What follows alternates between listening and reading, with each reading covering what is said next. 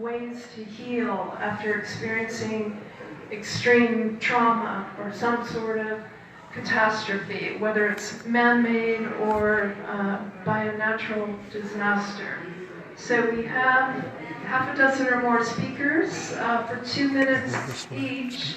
If you'd like to queue up, first up we have David Fordham.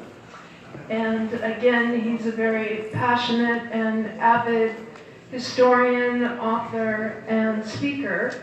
And the title of his remarks is exactly Keeping the Peace in the Aftermath of a Mother Emanuel Tragedy. Amen. Thank you very much.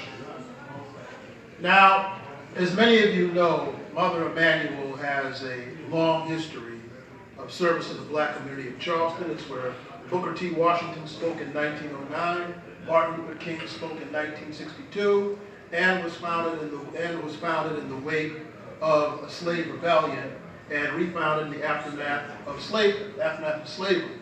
But very briefly, though, I'll talk on the passing of the events of June the 17th, 2015. Many of you know what happened there with the terrorists shooting the people within the church and so forth. But what a lot of people don't know is this.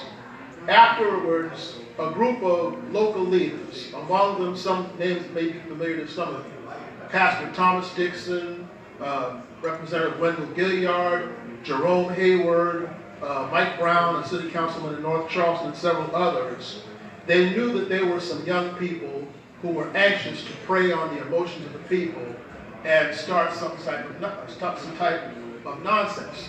So these men had prayer circles or vigils around the church where people saw them praying in the streets.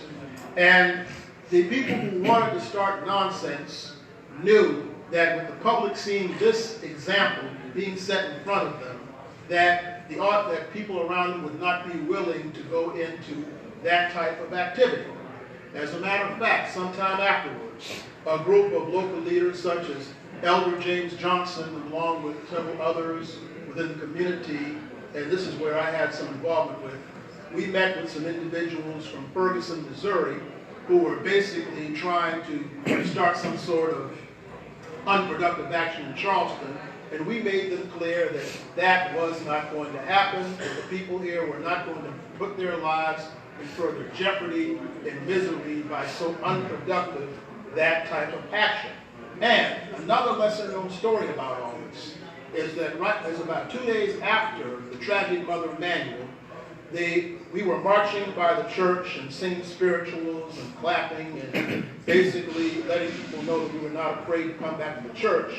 And in the midst of that, there was a foreign sound emerging from the middle of the street, and it turned out that members of the city's Jewish community made a circle and began to recite the Hebrew prayer of the dead, the Kaddish. And that touched my heart, with my experience in the Jewish community, knowing what that really meant. That was their way of showing solidarity to us. You see, these are the things that are not commonly told within the narrative of the Mother Emanuel story. You see, it's one thing to say that you want peace and that you don't want nonsense to happen. There's a saying that where there's a will, there's a way, but you have to find a way